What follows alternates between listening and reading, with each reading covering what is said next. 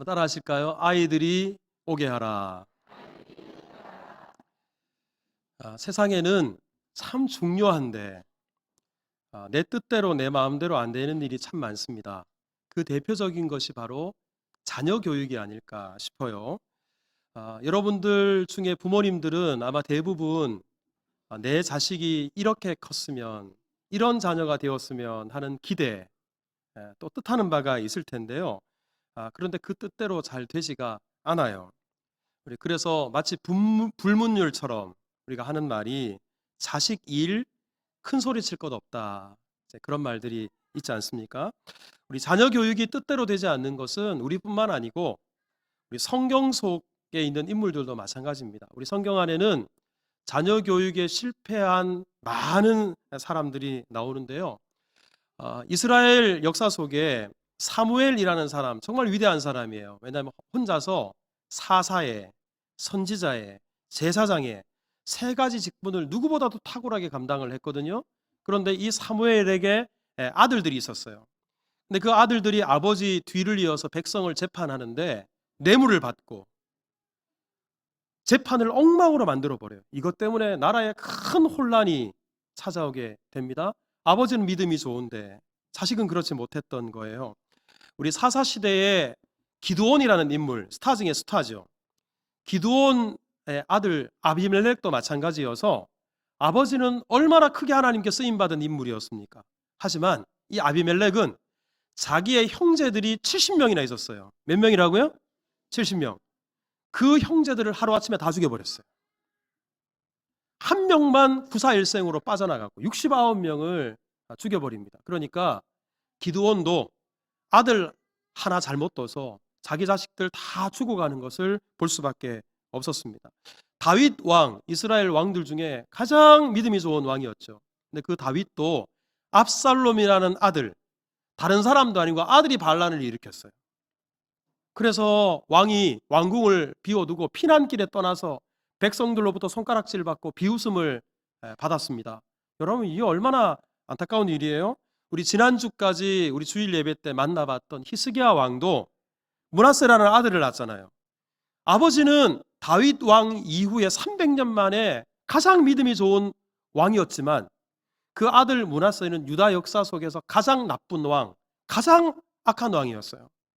여러분, 이것 외에도 더 있습니다만 우리 자녀 교육이 정말 내 뜻대로 안 되는구나, 성경 속에 있는 위대한 믿음의 사람들도 이렇게 힘들었구나라는 생각을 하게 됩니다. 하지만 자녀 교육이 내 뜻대로 안 된다 그래서, 내 마음대로 내가 원하는 대로 되지 않는다 그래서 자녀 교육을 포기해도 되는가? 결코 그렇지 않죠. 오히려 내 뜻대로 안 되고 내 마음대로 안 되기 때문에 필요한 것이 하나님의 은혜입니다. 그러니까 우리 자식 교육에 있어서 무엇보다 필요한 것이 하나님의 은혜다.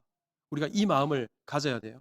그럼 오늘 본문 13절에 보면 사람들이 어린 아이들을 예수님께 데리고 왔어요. 근데 이 어린 아이들을 왜 데리고 왔나? 여기서 어린 아이들을 데리고 온 사람들은 부모들이에요. 부모들이 자기 자식들을 예수님께 데리고 온 이유는 한 가지예요. 은혜가 필요해서. 그것도 예수님의 은혜를 기대하면서 자식들을 데리고 왔던 겁니다. 그럼 이때 당시에 우리 사람들 사이에는 자녀를 예수님께 데려가면 큰 은혜를 받는다, 이런 소문이 파다했어요. 우리 그도 그럴 것이, 회당장 야이로라는 사람에게 12살짜리 딸이 있었잖아요. 지금으로 치면 5학년입니다. 그런데 죽을 병에 걸렸어요. 그래서 병든 딸을 예수님께 데려갈 수 없으니까 사람을 보내서 예수님, 제발 우리 딸에게 와서 좀 고쳐주십시오. 예수님께서 만사를 제쳐놓고 그 딸에게 갔습니다. 근데 가던 도중에 딸이 그만 죽어버렸어요. 하지만 예수님은 끝까지 딸을 만나주셨고 결국 죽은 딸을 살려내셨습니다. 여러분, 죽은 자를 살리시는 이 은혜보다 더 큰 은혜가 어디 있겠어요? 누가복음 9장을 보면 귀신 들린 아들을 둔 아버지가 있었어요. 여러분, 이 아버지가 이 자식을 볼 때 한 번씩 귀신이 들려서 발작을 일으키면 아들이 입에 거품을 물고요. 그 어린 자식이. 그리고 갑자기 물에 뛰어들기도 하고요. 불 속에 뛰어들어가기도 하는 거예요. 여러분, 얼마나 마음이 두렵고 염려가 컸겠습니까? 자, 이 귀신 들린 아들을 예수님께 데려와서 예수님 좀 돌봐주십시오. 하나밖에 없는 외동아들입니다. 예수님께 간절히 부탁을 했어요. 그랬더니 예수님께서 그 아들을 가까이 데리고 와라. 그리고는 그 아들의 귀신을 쫓아주시고 그 병을 치료해 주셨습니다. 예수님께 데려갔더니 이런 은혜가 임한 거예요. 마가복음 7장을 보면 이스라엘 사람도 아닌 이방인 엄마가 역시 귀신 들린 딸을 예수님께 데리고 왔어요. 그런데 예수님께서는 말씀만으로 그 딸아이의 속에 들어있는 귀신을 쫓아버리십니다. 나중에 이 엄마가 집에 가보니까 아이가 침상에 누워있는데 귀신이 떠났어요. 예수님의 은혜가 이 딸에게 임했던 겁니다. 여러분 어떻습니까? 예수님께 자녀를 데려가기만 하면 이렇게 은혜를 받았으니까 당시에 이 소문을 들은 부모들은 너도나도 어떻게 하든지 우리 자식 예수님 한번 만나게 해야 되겠다. 예수님 앞에 데려가야 되겠다. 그래서 자녀들을 예수님께 데려왔던 겁니다. 오늘 본문 13절 말씀이 바로 그 말씀인데, 자, 우리 13절 앞부분에 보면 예수님을 향한 기대를 이렇게 표현을 했어요. 그때 사람들이 예수께서 뭐 해주심을 바라고? 안수와 기도, 안수 기도를 해주시기를 바라서 자식들을 데리고 왔다 그랬어요. 우리 안수가 뭔지 아시죠? 손을 머리에 얹고 기도하는 겁니다. 그런데요, 이 안수 기도를 왜 하나? 무엇보다도 안수 기도는 축복이에요. 창세기 48장 14절에 보면 이스라엘이 야곱이죠. 야곱이 자기의 손주 둘 데리고 오라 그래요. 그리고는 오른손을 에브라임의 머리에, 왼손을 므낫세의 머리에 이렇게 올려서 안수를 했는데, 이 안수가 뭐냐면 할아버지가 손자들에게 축복한 겁니다.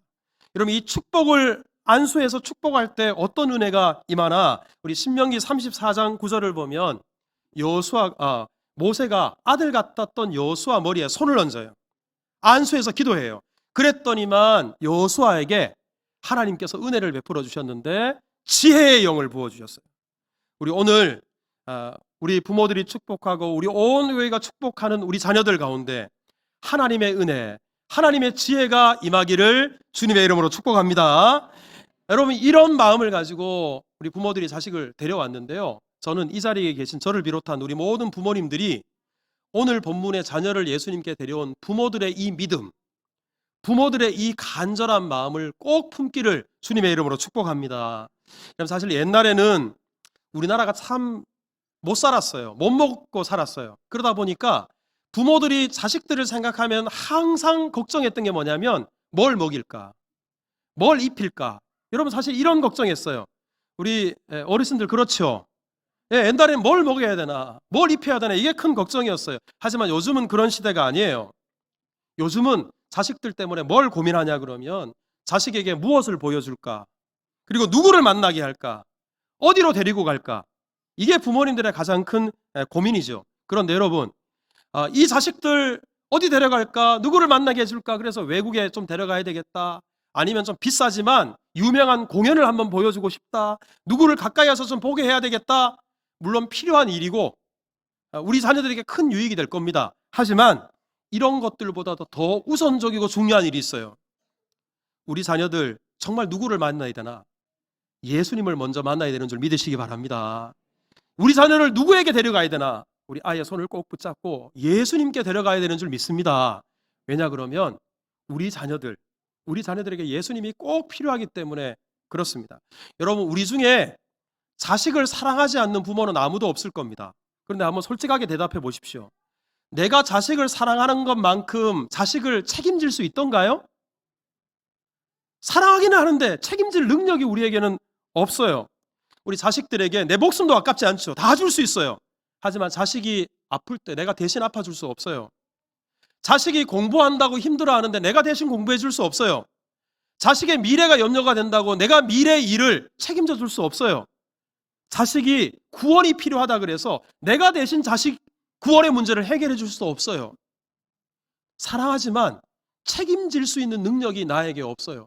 그러기에 우리 자식들을 누구에게 데려가야 되느냐? 예수님께 데려가야 됩니다. 자, 그런데요, 우리 자녀들을 예수님께 데려가는 데 있어서 이게 쉬운 일이 아니에요. 장애물들이 얼마든지 있을 수 있어요. 자, 우리 오늘 보면 13절도 여러분 한번 보시면 끝부분에 어린아이들을 예수님께 데려왔는데, 자, 우리 방해하는 일이 있었어요. 예수님의 제자들이 뭘 했어요? 꾸짖었어요.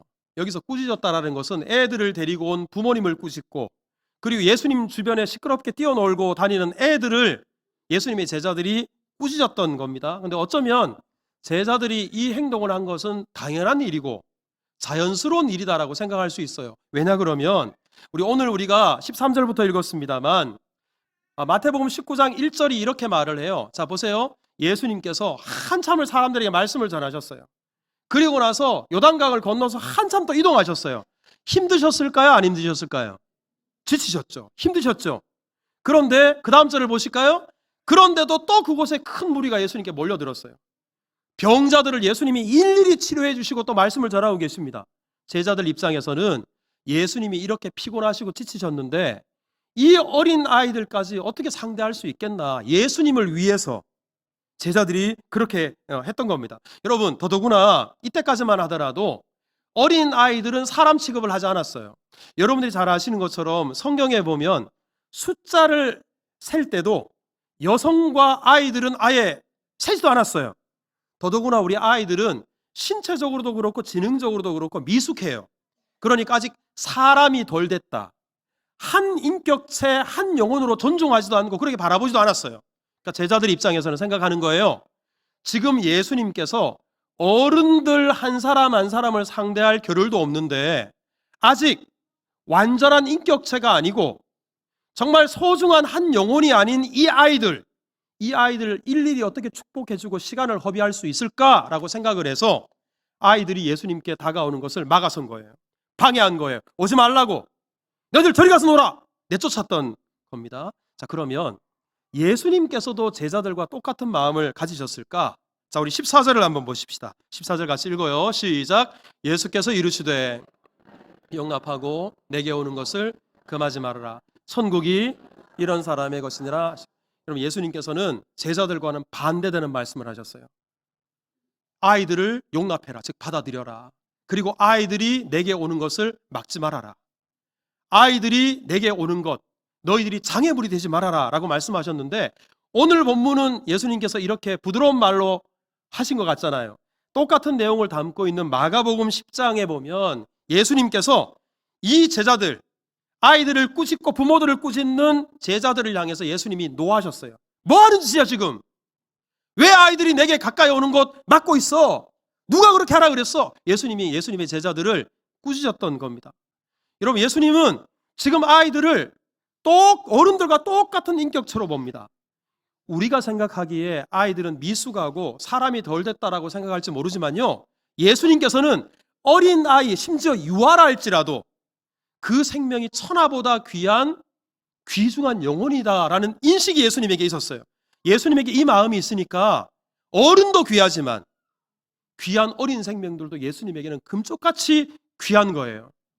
여러분, 우리 기성세대들, 어른 세대들이 예수님의 이 마음을 품을 수 있어야 돼요. 우리 장년 성도들이 세가족으로 등록하는 거 귀한 일이죠. 하지만 교회 학교에 우리 어린 생명이 교회에 나오는 거 정말 축하할 일이고요. 동시에 이 세상에 새롭게 태어나서 교회에 와서 예배드리는 새 생명, 여러분이 얼마나 귀한 생명인지 모릅니다. 똑같이 천하보다 귀한 한 영혼인 줄 믿으시기를 바랍니다.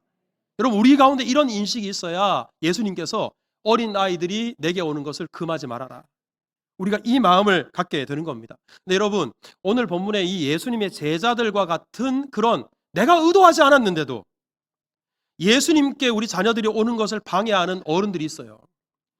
우리 교회에서는 제가 그런 일이 없었습니다만 다른 교회에서 제가 목회를 하다가 신방을 하다 보면 제가 꼭 묻죠. 우리 아들, 딸, 우리 교회 잘 다닙니까? 신앙생활 잘합니까? 여쭤봐요. 그런데 상당수가 교회를 안 다니는데요, 어렸을 때 교회에 가서 누구누구 또 어떤 분한테 상처를 받아서 그 일 때문에 교회를 안 다니고 있다고. 저는 그렇게 생각해요. 그분이 교회 다니지 말라고 혼냈다고 생각하지 않아요. 그 아이가 상처가 될 것이라고 생각해서 그러지 않았을 거예요. 그런데 결과적으로 그 귀한 자녀, 천하보다 귀한 한 영혼이 예수님께로 나아가는 것을 가로막고서고 방해하는 역할을 그분이 한 거예요. 우리가 그런 역할을 한다면 얼마나 딱하겠어요. 여러분, 때문에 우리가 의도하지 않더라도 우리 어른 세대들은 신앙생활을 하더라도 언제나 덕이 되게 해야 돼요. 우리 자녀들이 안 보는 것처럼 보이지만 다 보고 있고요, 다 듣고 있어요.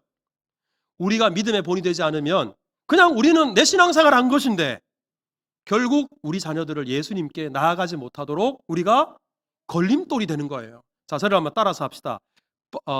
걸림돌이 되지 말고 디딤돌이 되자. 여러분, 걸림돌이 뭐고 디딤돌이 뭔지는 아시죠? 예, 우리가 다 돌이긴 돌인데, 우리 애들 걸려서 예수님께 못 나가게 하는 돌이 아니라 우리 아이들이 우리를 밟고 예수님께로 가까이 다가갈 수 있는데 쓰임 받을 수 있다면, 그런 축복의 통로가 될 수 있다면 얼마나 귀하겠어요. 이런 은혜가 우리 가운데 있기를 주님의 이름으로 축복합니다. 때문에 여러분, 교회에서 우리 아이들이 좀 떠들고 말썽 부리고 사고를 좀 치더라도 교회 안에서는 우리 아이들이 사랑을 경험할 수 있어야 돼요. 그래서 우리 가정에서 좀 엄하게 우리 부모님들이 자녀들에게 예절을 가르치더라도 우리 교회에서는 칭찬해 주시고 격려해 주시고, 교회 와서 잠만 자더라도 교회에서 잠자니까 얼마나 이뻐요. 사고를 쳐도 교회 안에서 사고 치니까 얼마나 이쁩니까? 그런 애들이 나중에 자라서 자기처럼 말썽 부리는 아이들 잘 인도하는 훌륭한 교회학교 교사들이 되더라니까요. 그러니까 여러분, 우리가 의도하지 않더라도 상처를 입힐 것이 아니라, 걸림돌이 될 것이 아니라 디딤돌로 쓰임받을 수 있어야 될 것입니다. 자, 이렇게 아이들이 다가오는 것을 막는 제자들에게 화를 내시고 꾸짖으신 예수님께서 우리 그 다음에 어린 아이들이 내게로 오는 것을 용납하라. 자, 그 뒷부분에 중요한 부분이 있어요. 자, 저를 한번 따라서 하겠습니다. 천국이 이런 사람의 것이니라. 여기서 여러분, 이런 사람이 누구를 가리킬까요? 어린아이예요. 근데 여러분, 예수님께서 사용하시는 단어를 보십시오. 우리 예수님은 그 어린아이들, 여기서 어린아이들은 유아를 가리키거든요. 아직 여러 가지 생각들이 우리 성인에게는 턱없이 모자라는 유아들이에요. 그런데 이 유아들도 이런 사람이라 그래요. 한 인격체, 존중받아야 될 한 영혼이다. 예수님께서 그렇게 말씀하시는 겁니다. 그리고는 예수님께서 천국은 바로 이런 어린아이와 같은 마음으로 예수님을 바라보는, 하나님을 바라보는 사람이 천국을 소유할 수 있다. 이렇게 말씀하셨어요. 그럼 이게 무슨 말일까? 여러분, 우리 아이들의 특징이 여러 가지가 있지만 특별히 유아들의 경우에는 부모님들에게 절대적으로 의존합니다. 절대적으로 의지해요. 부모들이 없으면 두려워져요. 부모들 옆에 있어야 마음이 든든하고 평안을 누려요. 그러니까 우리가 어린아이와 같은 마음으로 주를 바라본다라는 게 다른 게 아니라 전적으로 순전한 믿음으로 주님만 의지하는 것을 가리킵니다. 제가 딸을 셋 키웠는데, 물론 제가 키운 것은 아닙니다. 제가 기여한 게 얼마나 될런지 모르겠어요. 근데 아이들이 어렸을 때 기저귀를 차고 있으니까 제 마음에 얼른 좀 기저귀 탈출했으면 좋겠다. 화장실에 혼자 가서 볼일 좀 보면 좋겠다. 드디어 아이들이 커서 화장실에 자기 혼자 들어가기 시작했습니다. 근데 문제는 화장실에서 볼일을 다 보고 나면 소리가 들려와요. 닦아줘 그래요. 그러면 밥을 먹다가도 닦아줘 그러면 어떻게 해요? 화장실에 가서 휴지로 뒤처리를 다 해줘야 돼요. 그때 내 자식이지만 밥 먹다가 나와서 그 뒤처리를 하려고 하니까 제 마음속에 얼른 커서 이거 좀 안 했으면 혼자 다 했으면 좋겠다, 이런 마음이 들어요. 근데 여러분, 우리 하나님께서도 그러실까? 그렇지 않습니다. 우리 찬송가 가사에도 세월 지나갈수록 뭐 할 것뿐일세? 의지할 것뿐일세. 우리 하나님께서는 신앙 연수가 아무리 지나고 우리의 믿음이 아무리 나더라도 우리가 하나님만 바라보고 하나님만 의지하고 하나님께 기대는 성도를 이뻐하십니다. 그러기에 예수님께서 천국은 어린아이와 같은 이런 순전한 믿음, 주만 의지하고 주만 바라보는 믿음이 얻게 될 것이다. 여러분들 모두 다 어린아이와 같은 믿음으로 주를 기쁘시게 하는 은혜가 있기를 주님의 이름으로 축복합니다. 자, 여러분, 예수님께서 이렇게 어린아이들 천하보다 귀한 영혼이고 이 어린아이의 믿음을 우리가 본받아야 된다 말씀을 하시고 난 이후에, 자, 15절을 한번 보십시오. 15절, 자, 같이 읽겠습니다. 시작. 그들에게 안수하시고. 예수님께서는 일일이 한 사람 한 사람 어린아이들 손에 손을 그 머리에다 올리시고 다 축복해 주시고 우리 아이들을 떠나 보내셨어요. 근데 여러분, 이 축복이라는 것이 참 대단히 중요한데, 우리 보통 성도님들은 축복이라는 것은, 안수라는 것은 목사만 교회에서 하는 것이다라고 생각을 해요. 그런데 부모님들에게 자녀들을 향한 축복권이 있다는 사실을 아십니까? 그래서 어렸을 때부터 뱃속에 있을 때도 배에다가 우리 아빠가 손을 얹고 엄마가 손을 얹고 축복하는 거 대단히 중요하고요. 우리 아이들이 잠을 잘 때, 그리고 집에 있을 때 머리에 손을 얹고 부모가 축복기도 하는 것은 대단히 중요해요. 자, 우리 옆에 우리 자녀들과 함께 예배 드리고 있는 분이 있다면 우리 자녀들 머리에 손을 한번 이렇게 올려 보십시오. 손이 많이 가는 큰아들도 있는데 큰아들한테는 손을 올리지 마시고 자, 우리 자녀들 머리에 손을 한번 올려 보십시오. 손을 올리고, 자, 우리 같이 민수기 6장의 이 축복을 같이 합니다. 띄워보세요. 다 같이 우리 3절 계속 이어주세요. 시작. 여호와는 내게 복을 주시고 여호와는 그의 얼굴을 내게 비추사 은혜 베푸시기를 원하며 여호와는 그 얼굴을 내게로 향하여 드사 평강 주시기를 원하노라. 이대로 이루어질지어다. 아멘. 여러분, 이렇게 우리 부모님들이 자녀에게 축복해 주십시오. 그리고 교회 안에서 우리 성도들은 우리 자녀들을 볼 때마다 자꾸 칭찬해 주십시오. 격려해 주십시오. 축복이 다른 게 아니라 칭찬과 격려가 우리 자녀들이 사랑을 경험하고 그리고 하나님의 축복을 경험하게 되는 아주 중요한 통로가 됩니다. 우리 사진을 한 장 보시면, 우리 이 사진 흑백 사진인데요.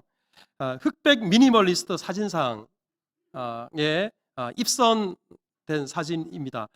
블랙 앤 화이트라는 잡지에서 해마다 이 사진 콘테스트를 하는데요.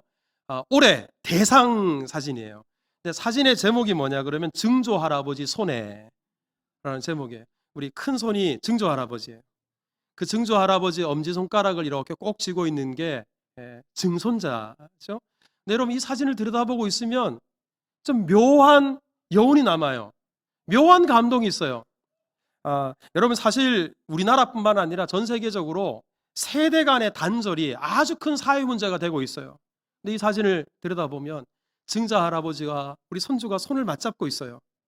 이 가정이 어떤 가정인지가 보여지고요. 그리고 이 함께 꼭 붙잡은 손으로 주를 바라보고 믿음의 길을 걸어가는 모습이 잔잔한 여운이 남지 않습니까? 우리 여러분들 가정이 이런 세대 간의 단절 없이 믿음으로 하나 되고 화목하며 함께 주를 향해 걸어가는 가정들이 되기를 축복하고, 우리 교회가 세대 간의 단절 없이 이렇게 하나된 믿음, 하나된 마음으로 주를 섬기는 은혜가 있기를 주님의 이름으로 축복합니다.